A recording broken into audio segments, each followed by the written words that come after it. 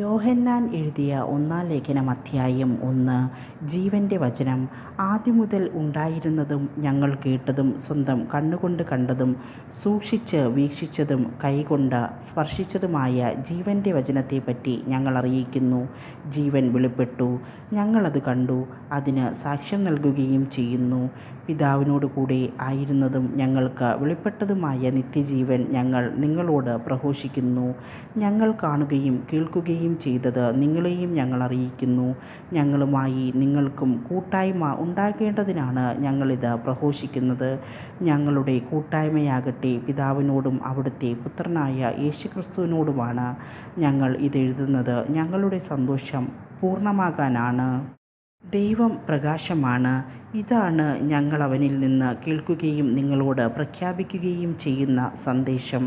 ദൈവം പ്രകാശമാണ്, ദൈവത്തിൽ അന്ധകാരമില്ല. അവിടുത്തോട് കൂട്ടായ്മയുണ്ടെന്ന് പറയുകയും അതേസമയം അന്ധകാരത്തിൽ നടക്കുകയും ചെയ്താൽ നാം വ്യാജം പറയുന്നവരാകും, സത്യം പ്രവർത്തിക്കുന്നുമില്ല. അവിടുന്ന് പ്രകാശത്തിലായിരിക്കുന്നത് പോലെ നമ്മളും പ്രകാശത്തിൽ സഞ്ചരിക്കുന്നെങ്കിൽ നമുക്ക് പരസ്പരം കൂട്ടായ്മയുണ്ടാകും. അവിടുത്തെ പുത്രനായ യേശുവിൻ്റെ രക്തം എല്ലാ പാപങ്ങളിലും നിന്ന് നമ്മെ ശുദ്ധീകരിക്കുന്നു.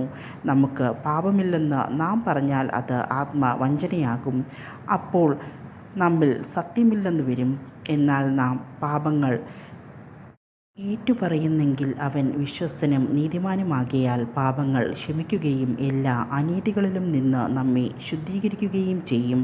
നാം പാപം ചെയ്തിട്ടില്ല എന്ന് പറഞ്ഞാൽ നാം അവനെ വ്യാജം പറയുന്നവനാക്കുന്നു, അവൻ്റെ വചനം നമ്മിൽ ഉണ്ടായിരിക്കുകയുമില്ല.